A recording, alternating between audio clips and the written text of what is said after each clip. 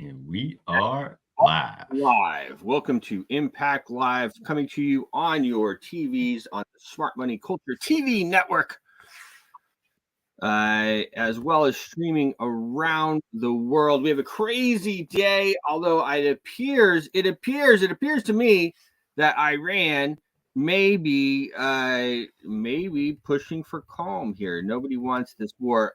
A lot of people don't want this war. It appears that Iran doesn't want this war too. So hopefully that continues. You can see the crypto markets have already responded pretty nicely to the news. And I mean, that's what people want, right? Most people, they want to have a safe life, have a nice family, have prosperity, and move forward that way. Hopefully that continues. I'm very hopeful that will continue. Let's all pray for that. We're here, of course. The Bitcoin is on a bit of a tear. It went down as soon as the Israeli attack happened overnight for us here in the U.S. It went down.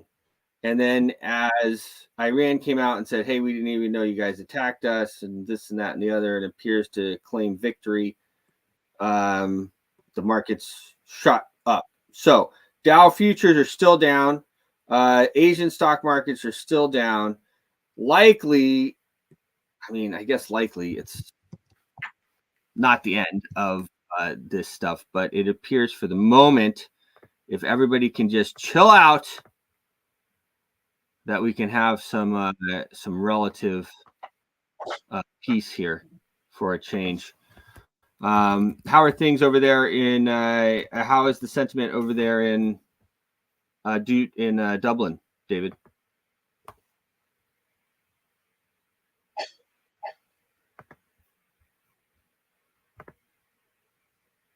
Okay, David. Yeah, I've been keeping to myself over here quite a bit. But of course, nobody's happy about what's happening. These bombings going on, this destruction of the normal people's lives. I hear you. So, yeah. So I can tell you guys, it's probably the pretty similar to how you guys are feeling over there. Well, over here, people are pretty insulated. Can you hear me? It's like. Now, I will say this. What's starting to happen now... Looks like my internet is quite... Yeah, don't worry about it. So what's starting to happen now is that the migrants are starting to be... we're really starting to have to deal with these people. And you can see it all over the place. From Chicago to New York... to even DC. I was talking to my friend yesterday. My friend is a restaurateur here in DC. Very good guy, nice friend of mine. And he was telling me, first of all, a number of things. Number one, that, I won't get into all of that. But anyway, one of the things he told me that I thought was pretty interesting was that the way that they're housing the migrants is a bit different than a lot of times has been done before. They're just giving the migrants money, basically. So they're still living in the same. They're living in the same buildings. They just have them right in there. So you have, I lived in DC for a while. I mean, $3,000 plus a month for an apartment, basically. I mean, it's DC. Things are expensive, and they just put them right there in your apartment. So you're in this your nice apartment that you're paying, $40,000-$50,000 a month for, $60,000. I mean, a year for, and they're moving those people right into your apartment, and they're paying the bill. And then what ends up happening is, of course, the people leave. The people who are actually paying for the apartments, they leave, and then you end up with an entire apartment that is full of migrants. That nothing wrong with. I'm not saying there's something wrong with these people, but they're not paying anything, and everything's paid for by the government. And, there's a certain amount of, you want to be around, most of the time people want to be around people like themselves, and like themselves. I don't mean, it really much more in that sentence than, working the same, doing the same things, people migrate to people like themselves. So but he said that basically there's entire buildings now that used to have normal people or regular Americans living there, and now they're completely housing migrants, and the landlords are still getting full pay for all of this. And so that's being footed by, and everybody, this is what everybody needs to understand, that's being footed by the central bank, and the central bank is just fronting all the money, and then it's being footed eventually by you and me and all of us, everybody who is part of the US dollar system, which is all Americans. I put out a post yesterday, and I talked about it as well on our morning show of how much the bill was going to cost, and I wanted to cover that just briefly, and I'll actually pull up that tweet because it'll make it a little bit easier for everybody to understand when I talk about what's going on. It was a very interesting conversation though with my friend the restaurateur, because there was a lot of stuff that he said. Some of the stuff that he said as well was, Bruce, like, this is crazy. What's going on? Like, they keep putting more and more regulations and more stuff on us, and then of course they're raising the minimum wage, and they're doing all of these things, and it is classic like policies of, I would say they're Democrat policies, but guys, we have an illusion of a Democrat and Republican. These are classic, I guess, what do we call it? They're like American policies at this point. I don't know. This is how we it breaks apart. And Matt, I know I saw your message there. We do have an interview at the end. I know Matt just came in the backstage, so we'll do the segment there until 46. So I wanted to share this. This is I put this out yesterday, and I did share it on the show, talking about this $87 billion and how much. I'll play this video that I did. How much that cost you from, and they always get the money. That's the thing about the government, is that they in the central bank, is that they always get the money one way or the other, whether it's inflation by diluting you and then pulling out that money by raised prices, or by straight taxing you. So Israel, 26 billion, Ukraine, 61 billion, a total of $87 billion. You divide 87 billion by 335 million, you get 259 per person, including kids. Average family with 2 kids is $259 times 4, it's $1,038 that they're going to steal from us, from you, via the inflation tax. And I said, are you mad yet? So the deal with this is that they're basically doing this like once a month. So on top of all the taxes that you just had to pay on April 15th, they probably disguised it for you a bit, and you paid it slowly so you didn't feel it as much. Trust me, if you had to pay it at the end of the year, which they actually fine you for, you just want to pay your tax at the end of the year. You're not even supposed to pay. You want to pay it at the end of the year, and you don't pay it in chunks, by quarters across the year, and they fine you. They fine you at the end of the year for not doing that. It's crazy. But the reason is because when you have to send that big chunk, tens of thousands of dollars or hundreds of thousands of dollars or millions, depending on how much you're making, it makes you realize that this ain't gonna work. This ain't gonna work, guys. This doesn't work. So that's anyway. So what's going on? I'll leave this up for a second while I say this. So remember, January they passed the other bill for $100 and something billion. Okay, and that was for Israel and Ukraine again. So you figure it was over 1,000 then. It was like per family, it was like 12 or 1,300 or something like that, maybe more. Then you have, so that's January, February. Maybe we got to reprise them. I don't remember, but let's say March.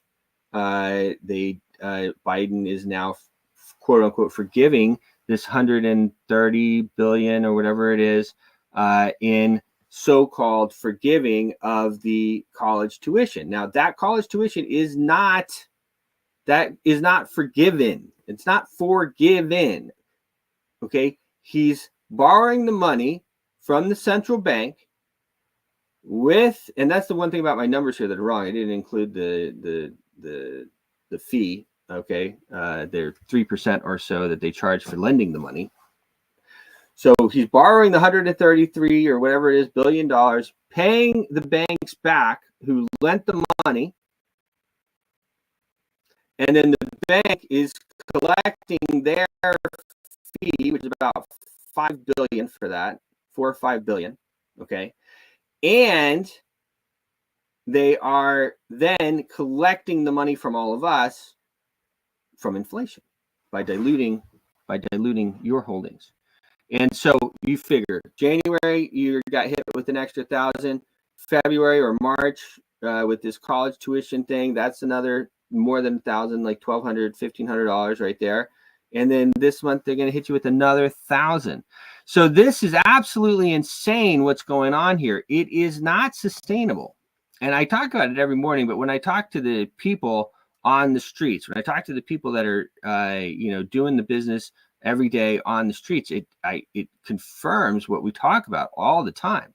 I mean, I don't want to get into total about it, but I mean, people are closing their businesses. People are closing their businesses because they can't make money anymore because of this nonsense. And when you raise, it's all around. It's the whole thing. And raising the minimum wage and this and that. And you raise the minimum wage is one thing, but okay, fine, you raise the minimum wage a little bit. But when you do that, the cost of goods and services skyrockets. I don't know all the mechanics behind that, but cost of food is double. So, okay, fine, you can maybe handle the little bit of a raise, even though it's a bit ridiculous. It would seem. I mean, obviously we want everyone to make money, but yeah, it's a mess. It's a mess, guys. And then all of the people coming in here, millions and millions of people. I don't understand why people keep saying, it's 7 million or 10 million or anything like that. It's obviously, and Tucker told us, it's more like 20 million, 22 million people. 22 million people have come into this country, and they are all those people registered. So there's also millions and millions of people that entered and haven't registered with the state, haven't registered with the federal government. But those are all the people that are registered with the federal government. And if they've registered with the federal government, they are on some form of assistance. Housing, money, food, everything else. We are going to bankrupt. Like, we are going bankrupt. Everyone asks me, I get it all the time now. It's like in the early days when I was talking about Bitcoin and everybody was like, oh, yeah, okay, all right, And then Bitcoin went to 20,000. And everybody's like, oh, man, hey, Bruce, you're right. You're right. Wow. Yeah, how about that? Yeah, let me get some of those Bitcoins at 20,000, of course, right?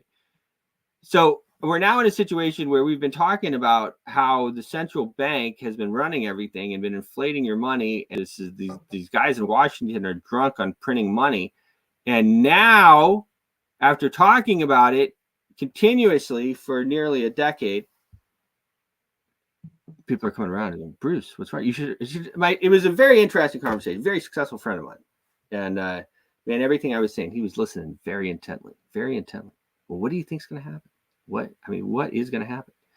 And most people, they think that something is going to happen. I don't know if anything is going to happen, but most people that are experiencing it, they think, my gosh, something has to break. Something has to happen. I've been saying the whole thing's going to crash for a long time. So I'm not going to say it's going to crash right now, but it might crash. It's going to crash soon. No, I don't know. It should crash. But as we always talk about, people, the levers are big. Speaking of money, let's bring on the great Matt Dixon. Sir Dixon, the great. Go. How are you? Hey, good morning. Great to see you, Big both. Matt. Great to be here again. Thank you. Yeah, as you say, you'd think a crash was coming, but as the famous saying goes, the markets can stay irrational longer than you can stay solvent. So you bet against the markets at your peril, because the markets yeah, amazing stuff.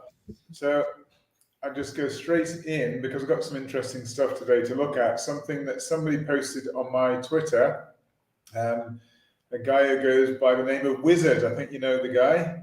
Yep. Posted interesting stuff. Can you see that chart? Once I add it to the stage here, yes. Yeah. Look at that 10-year timeline. 100-year timeline, even. Oh, okay. You're right.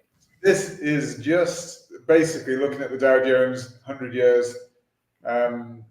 Oh dear, let me go back to it. I think it'll be here. Yeah. So this is the last 100 years stock market history. And you'll see the reason I'm showing it in a minute. I'll just go straight to the next slide. This is what Wizard posted. And this is actually a very famous chart showing cycles throughout stock market history. And it's been reasonably accurate. And that's the reason we'll look at them both together in a minute. But that was the reason that I posted it. I mean, I know from recent history, obviously these are future dates, 2035, 2053. But the top line here, where these, along the top here, these dates are basically years in which panics have occurred and will occur again, it's saying. So the last panic, we can see 2019, which was the COVID crisis, just about that time. 1999 was the dot-com boom and bust. So I would say these aren't absolutely entirely spot on accurate, but they're very, very close. These are major turning points in stock market history, major corrections that we had up here. So as I say, COVID crisis, dot-com bust. 1981 was actually before the 1987 crisis. So again, it's not perfect, but actually there was a big downturn in the stock market in the early 80s. And then we got a big rally throughout the 80s to 1987 when we got the crash. So we'll look at that and see how that worked out. And again, 65, 45, 27 was just before the most famous of all probably stock market crashes, the 1929 stock market crash. So they're not absolutely precise, but they seem to give a good indication. So that's the years of panics. The middle one is the years of good times, high prices, and we can see the dates there. And we'll go to, so for example, the good times, we have 2016, which was a good time. We have 2007, which was just before the financial crisis. So again, that was a good time. So these, it says, were good times to sell stocks because things were looking really great. And that's the time to sell, is when things are looking great. So 2016, well, saying the next one, time to sell, is actually 2026. We'll move on to the bottom line in a moment. But 2016 was also, things were booming. That was a good time to sell. 2007 was a good time to sell because that was just before the stock market crash. Everything was booming. 1999 here is actually got here as the time to sell, which again was just before the dot-com bust. So it was the dot-com boom at the time. And 1989, yes, we got a very strong rebound from 1987 when the market crashed. A really strong rebound. And then 1989 was probably a good time to sell. And we can keep going back. 1972 was before the oil crisis. That was just before a major crisis that happened then that probably most of you won't remember. 1962 was a terrible year. That was the year I was born. So that was the time to sell. So we were all graced with the great Matt Dixon. Yeah. So and the bottom line are years of hard times, low prices, and a good time to buy. So it actually has here, most recently, a good time to buy was 2023. And that was just after the FTX bust. So that was just after the FTX bust, really. And that was potentially a good time to jump in. When there's blood in the streets, as Bruce is always saying, and that's a famous saying, it's time to buy. So 2023, when things were rock bottom, Bitcoin had just touched, just earlier than that, 15,500. We're now at 70,000. So that just shows you, again, you can just keep going back in time. These were good times to buy.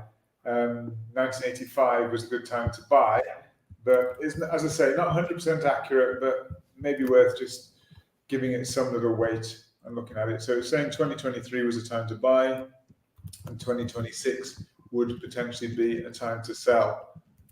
So that's quite interesting. And I've tried to align the dates actually here. It's actually a bit too difficult to see. I mean, you can see the stock market crash here, which actually aligned with a previous cycle here, which isn't actually shown here, but was actually a time to sell. So that aligned perfectly with the big stock market crash that happened at 1929-ish. I need to line these up probably a bit better, but it just shows that there is some correlation between this chart that was created, I think, in 1875, and so it was looking very much forward at the time. It's been updated a little bit now, but very, very interesting, quite accurate in itself. So we'll just have a look at the charts for today. I'm just going out of that, see where we're at today. So Bitcoin's obviously really interesting. So yesterday we had just touched the bottom, and remember I said that we'd measured the Fibonacci measurement. That's this measurement here from the top of there, so that top price there to that bottom price there, and then we just transposed it. We can actually see the measurement is identical. So I'll put it there, you can see it's identical to the next measurement I put on, which was from here to here. And you can actually draw a parallel channel from the top there to the top there, and just drop a parallel channel to the bottom there, and it's actually parallel. And I looked into this, looking at statistics, because trading for me, it is all about probabilities. It's all about statistics and managing risk reward. Nobody can predict markets precisely, but there are chances. And so, for example, when you see a chart pattern like this, a parallel band like this, the chances are, historically, and this is going over tens or thousands and thousands of examples, the chances are 67% chance that price will break higher to new highs above this level, and a 33% chance it's going to break lower to new lows here. So once we reach this parallel channel here, that was the time to buy, because as we said, the C wave here equaled the A wave precisely. So you bought exactly on that channel with a stop loss just below. There's only a 33% chance that price would go down anyway, and a 67% chance that price would go higher. Your loss would have been a fraction, just a few dollars potential loss, with potential upside very substantial. And right now we've seen price go up from the low of 59,000, and we're now at 64,000 something. So we're now more than $5,000 in profit from that level. So we're almost 10% in profit if we'd followed that particular trade with that risk reward setup, where the risk was minimal. You'd have lost next to nothing if it had gone wrong, but the profit were already 10% in profit about. And what we would do now normally is just protect a small amount of that profit. So move our stop loss from the small potential loss position to a guaranteed profit position. Then no matter what happens, if Israel attacks over the weekend, no matter what happens, you're guaranteed a profit in this particular trade. And if price does continue, and at the moment we have a really constructive looking candle set up here with, on a slightly different time frame, this was actually an engulfing candle, it's not here, but we see a good hammer candlestick. Obviously that could change because this is a daily candle, and we need to wait until the end of the day to just ascertain exactly what candle pattern this is. But at the moment, if price stays about the same or even touches it a little bit higher, then we have a hammer candlestick, which is a very bullish candlestick, and it aligns with everything we have here. And it aligns with everything we said yesterday, because we were saying that the market is looking constructive. And I said, probably time, as Bruce was saying, is it time to dip your toes? And I was saying, probably it's time to dip your toes cautiously in the water with sensible protections, do your due diligence, etc. And Bitcoin is leading the way at the moment because everything's in its favor. Halving probably tomorrow, isn't it? Well, I just put out a post, actually, kind of a funny one. It depends on how the blocks fall. It's supposed to be Friday the 19th. That's what everybody's been saying. It could be a little bit different for you. You're quite a few hours ahead of us. Well, it's the 210,000th block. So yeah, it does just depend, as you say, on your timeline. Could be slightly different for different people. I think 420 is when they wanted to do it. As funny as that sounds to everybody, but I even just put out a funny post. I mean, we're all just kind of kids at the same time, even though we're. So you said 4:20 in the afternoon for you? No, I'm saying 4:20, April 20th, 4:20. Sorry. Yeah, I mean 20th tomorrow. I mean, yeah, whatever it is, whether it's 19th or 20th, we're virtually there. I think it's all priced in, but it is one of those good things, one of those good fundamental factors behind Bitcoin. I mean, you've been talking so much about inflation and printing money and the problems that are coming. And you said the market can stay irrational longer than you can stay solvent. But what it is saying is the market is irrational. That's exactly what you've been saying. The market is irrational. It should not be doing what it's doing. It shouldn't really be at all-time highs and pushing higher. Right. Because you'd have thought the market would be able to see there's problems, but they will continue to trade and probably trade to the upside, because the biggest rule they have is that trend is your friend. And as long as the market is trending higher, and it will probably take a shock to the market, maybe Israel, maybe whatever it might be, but some kind of shock to actually cause a turnaround.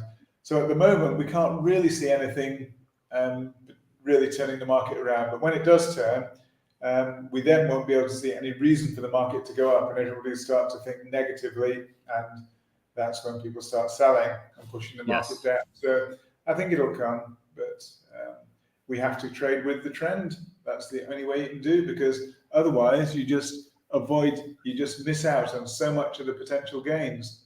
The trend is your friend. I like that one. Yeah, and the warning signs have been flashing for quite some time in the market. And if you jumped out at the first warning sign, you'd have missed out. And that's why this trend is your friend. That is what traders always go with. That's the main thing, is the trend.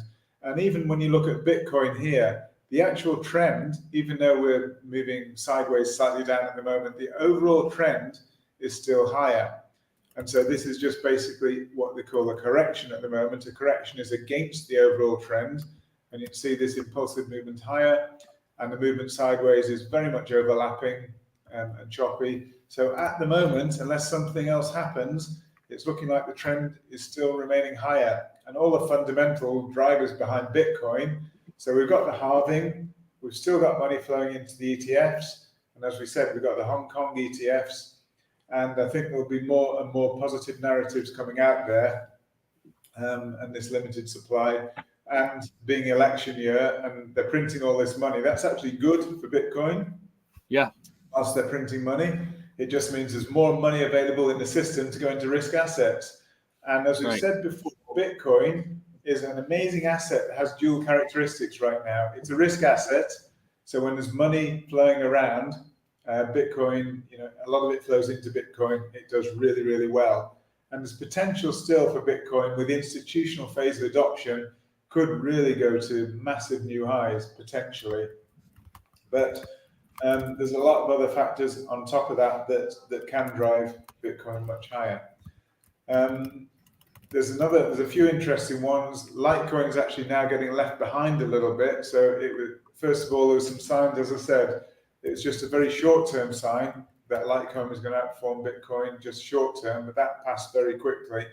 Litecoin is still looking quite positive here with all these long shadows below, and this is a bit of a dragonfly doji, but still potentially positive at the moment. So I'm still hoping that Litecoin will push a bit higher from here, but right now it's quite choppy, a little bit mixed there. So you have to be patient with Litecoin. Yeah, I'm hoping, I'd like to arrange with you to get Eric back on to talk about Solana, the Solana updates. There's been some amazing updates with Solana. Amazing. And it's risen in recent days from about 121, 122, somewhere around there. Right now it's 143. So it's risen somewhere around 10%, something like that. More than 10%, isn't it? Actually, way more than 10%. Yeah, it's looking pretty nice. Yeah, so it's a really good rise. So if we can get Eric on next week, he knows a lot about what's going on. He's connected with the Solana Foundation. He's got good close connections there. So it'd be good just to see what the updates are, because it had terrible congestion. I understand that has now been pretty much resolved. Yep. So the way is open now for Solana to push potentially higher. And I'd just like us to to get some updates from the horse's mouth. Yeah, and, we'll work them in. We'll look at the schedule. Of course, we have more and more now, which is fun. Of course, we have a lot to say anyway, but it's fun to have people on, so that we have more and more of them, which is good. Yeah, Ethereum getting left behind a little bit, but again, looking reasonably positive with what looks at the moment like some kind of hammer candlestick, which is again is a bullish pattern. We've had again the impulse higher, we've had the correction lower, so potentially we could push quite a bit higher. So we've had, XRP has been a bit of a lagger. You can see it's not really, at the moment it's still lagging a little bit, but it's one that we don't really bet against, because when it does break, it usually breaks aggressively. Yeah, that looks like it's going to wait a little longer, probably make people say, "Oh, the heck with this! I'm going to put my money somewhere else that's moving," and then it will go bam. Yeah, that's what I actually just missed out on saying when I was talking about what was driving Bitcoin being a risk asset, and I forgot to just go on to say it's also a store of safety, a store of value, and a safe haven asset because of its limited supply. So it's very like gold. So because it has limited supply and diminishing supply, and when the halving happens today or tomorrow, whichever it is, will be the new supply will be halved yet again, and the stock to flow ratio will be better than that of gold. So gold's having a little bit of a slight down day at the moment. So it's looking. This is basically a slightly negative looking candlestick. So maybe we get a small correction, slightly lower. So gold is driven very much by inflation expectations in large part, and so maybe there's just a little bit of subsidence of inflation, just very, very short term. Maybe it's just a bit of profit taking because gold has had such a good run, and there was the story that even Iran, for example, the news there's a story running around that Iran had actually bought up a lot of this big rise in gold was because Iran knew what was going to happen. They knew that they were going to retaliate against Israel, so they bought gold heavily in advance of that military action. And then now the military action has taken place. Now, obviously, they're taking a bit of profit, and this is just conjecture, but it's just the news that's been sort of running around. But now they're taking profits, selling that gold they bought, taking profits basically. And I don't see why that wouldn't be true. It makes sense. If you know there's going to be something which is going to drive the price of gold a bit higher, which it did do. So that's a real possibility. Oil has sold off quite sharply, hasn't it? Yeah, it really has. It's quite interesting to watch that happen. Yeah. The demand is lower, right? I mean, people. I'll tell you this. I mean, I don't know. There's more people, so there's that part of it.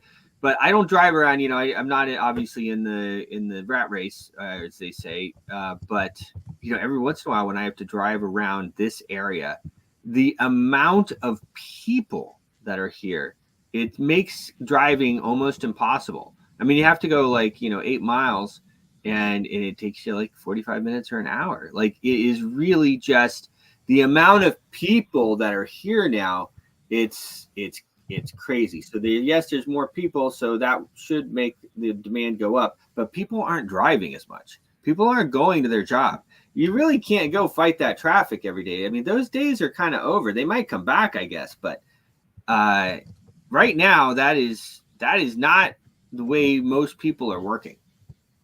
Yeah, I wish they'd do something a bit more useful with all this money they're printing. Instead of using it to manufacture arms and create trouble everywhere, if they use it more for public transport, for improving public transport, then I don't know about the US because the US is such a massive place, but certainly in the UK, if we had better public transport, a lot of people would not rely on their cars and create all these horrible traffic jams. People would jump on public transport. But the problem is public transport is just being whittled down and down and down. And people are not able to get to work or get to the shops or get anywhere without having their own car. And so it's causing more and more congestion. If they want to stimulate the economy, just imagine if you had a massive spending program. Instead of building arms, you built more railways, more metros, more that kind of thing. It would give people work. There'd be loads of employment. It would help people get to work on time without all those wasted man hours of people taking forever to travel. Transportation between work for things that are being constructed and manufactured would be so much more efficient.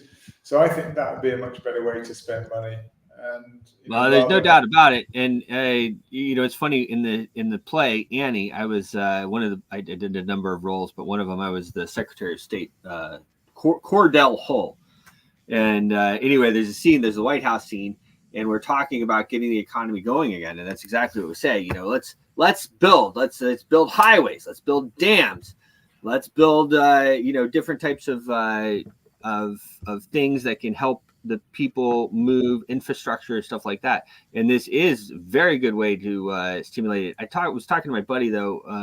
I actually had a few phone calls yesterday, and I was just saying though that people don't want the war to stop because the people that are involved in this are making so much money.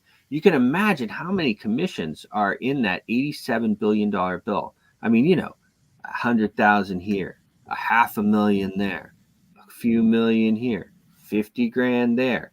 I mean, this is massive business, and these guys are making just tons and tons of money, and they don't want it to stop. It's a sick business. You're absolutely right. We should focus on building, not killing. Yeah, building instead of breaking. Yeah, just finally, because I think you've got. It's actually, I think they moved it, so we have a little bit more time.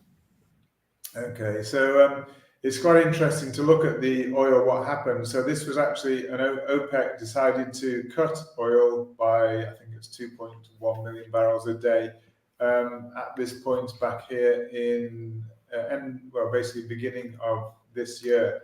So they cut oil production, and we can actually see the oil price rose.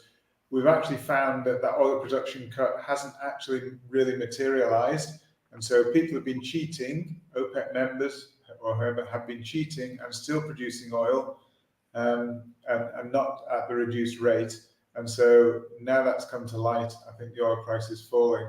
I don't think there's been that much of a fall in demand. I actually think it's just that the supply was expected to diminish, and it's actually been found it didn't, because, as I say, because they didn't implement the cuts that they'd promised, and so now interesting. Yeah. Yep. And that's again will probably be good for inflation. Maybe it's all, I don't know. I mean, they didn't implement the cuts, which is what drove the price higher. So yeah, I suppose there's more oil around right now, which means that price is coming down, which is good for inflation. So again, who knows what agreements go on behind the scenes? Because really, the Fed and other central banks, they want inflation down. It's causing a big problem at the moment. So maybe there's some kind of backdoor agreement to continue to produce oil to let the price go down. And maybe that's all factored into these arm deals. Again, you benefit, take from one hand, give to the other kind of thing. I don't know what goes on behind the scenes. I'm just purely speculating. But deals appear to go on, and I think there's a lot more goes on than we are privy to. Yep, no doubt about that. Yeah. I mean, the dollar has held reasonably strong. We didn't quite reach the target that I had up here. We got very, very close to it, but there's no reason why we wouldn't actually meet the target. We saw on Bitcoin, the target was absolutely precise to within $1, where the C wave equaled the A wave. So if that were to happen, we'd expect just perhaps a touch higher. And it's not only that. If you remember yesterday, there's actually a couple of Fibonacci, it doesn't show them on here, but a couple of Fibonacci relationships coincide here. The 100% here, which was a bigger move to here, and also the 100% of this move, both coincide precisely. So it would not surprise me to see dollar index just push a little bit higher. And as I speculated yesterday, maybe that's off the back of some kind of Israel retaliation. But if it only moves to here, it would mean it is nothing major, and maybe it's what markets and a lot of people had hoped for, that it's just basically a relatively modest retaliation that doesn't impact anybody too badly. So let's hope that's the case. But as I say, looks as though we're probably going to go a touch higher, and then we should hopefully head down on dollar index, and that would be really good for risk assets. So I'm really hopeful that, you know, bottoms, if they're not in, they're very close to in, but it's looking like they're in. We've looked at that. Even we look at the meme coins right now; they're flat at the moment. Booker Memes is up 2%, which is pretty much the market leader today. Although ICP, our favorite old token, or one of our old favorites, has shown some real, last couple of days, really positive movement there. So we got a massive bullish engulfing candlestick there, which massively engulfed the previous bear candle here. And then we continued to the upside, and at the moment it's looking very, very bullish. So there's a good chance. That is ICP, one of my favorites here. I actually wanted you to chart it. I'm glad you pulled it up. These guys, you know, they're still working it. This is such an ecosystem and a corporation behind the technology. You know, they have great technology, but two, they're working with everybody. Even like as we are building out our different platforms and working with different people, they have options for us to use ICP. And not only that, if you're interested in building stuff, they have grant programs for it. So if you want to use ICP and integrate it into whatever you're doing, whether it's a DApp or you have your own chain or something like that, you can apply for the different grants with ICP and get that stuff funded. So ICP is I think a great one, and I think it's here. I think it's going back to its all-time high. No, I don't know, but the all-time high is very high. It would be really nice. But I am still a bull on ICP. Yeah, and as you say, they're well backed financially, they're well backed scientifically. Dfinity Corporation, so they're very well financially and scientifically backed. It looks to be cutting edge technology they're doing, stuff that's not been done elsewhere and before. And as you say, they are actually supporting people building on their blockchain. So looks very, very interesting. Gold, oil, DXY, S&P 500. That potentially we see the candle down. So we got to the 38.2. It's actually, if you reverse the Fibonacci here, it's a 61.8 retracement, in fact, of that move from there to there. So you can see it just about tagged that 38.2, or if you want to call it 61.8, sorry, line there, and then it's pushed higher. And this is looking like it's going to turn into a bullish candlestick. So that's S&P 500. So I think, even though the futures are looking down, I think we're going to have a good day today. I think it's going to be a good day for the markets in general. Yeah, it's interesting because Dow futures are down, but I do think it's going to be a good day for the markets. Let me just look at that again. But it's a lot of times this hour that we do the show changes things. It's still down about 130 points. I think that Iran kind of shrugging at Israel's attack has made everybody a little bit more okay. Maybe this won't turn into a regional war, which is everybody's fear, of course. If that can remain, and I think that's going to cause the markets to go as well. And then also, though, even though that's even just a small, probably not going to happen type of thing, if this bill gets passed tomorrow, they're going to vote on this bill, then that will be a lot of money that's going to flow into risk assets. Yeah, I mean, that's right. I mean, whether it's wherever the money is spent, it just means there's more money flowing around in the system. They're effectively creating this money. So, yeah, exactly. It flows into all the different assets. Yeah.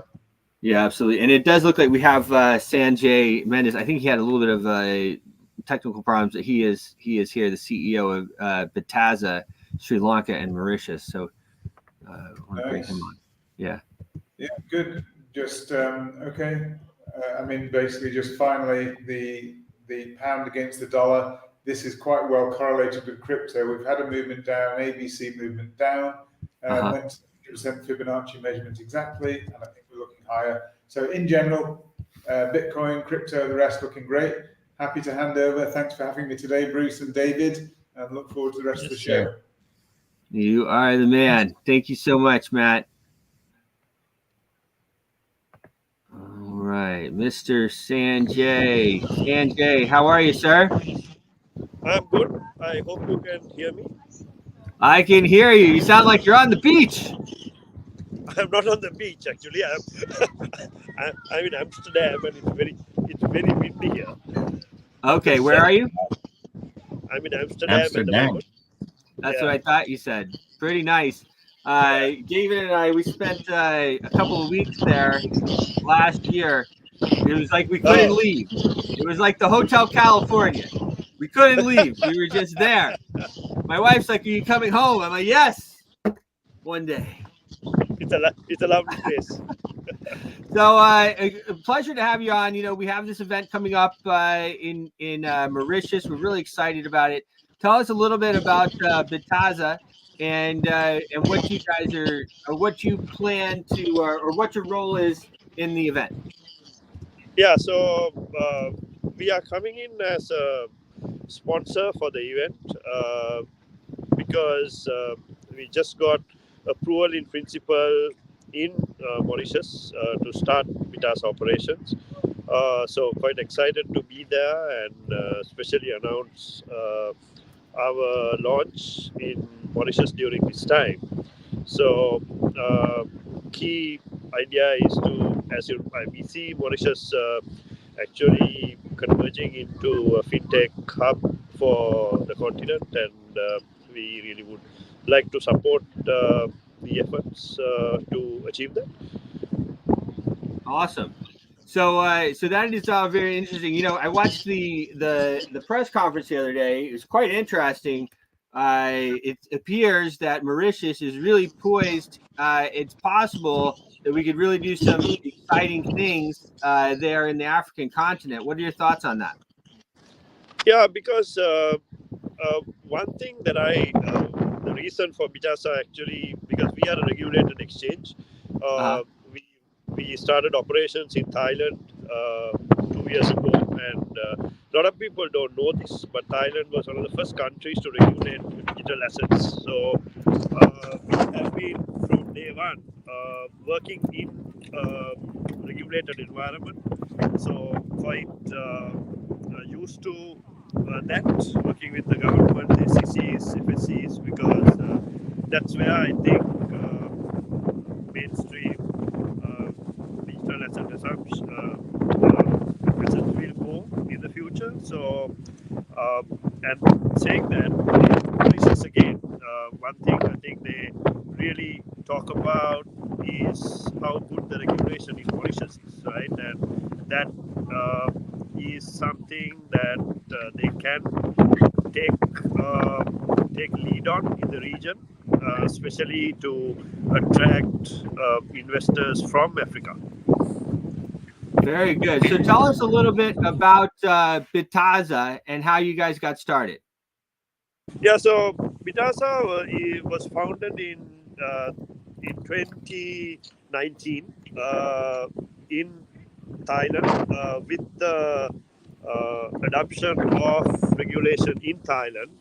The founders are from the finance industry, and so we've been in operation there for 3 years. We have some exciting projects there.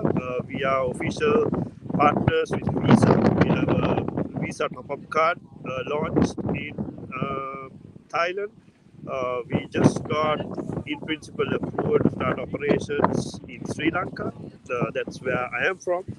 And also, so with that, our whole focus is to launch regulated exchanges in parts of the world. As you know, few of the exchanges which started before regulation or not have kept to regulations with the governments are facing tough times now, right? And that's obvious with the adoption of digital assets. More and more governments, the central banks will start to regulate it.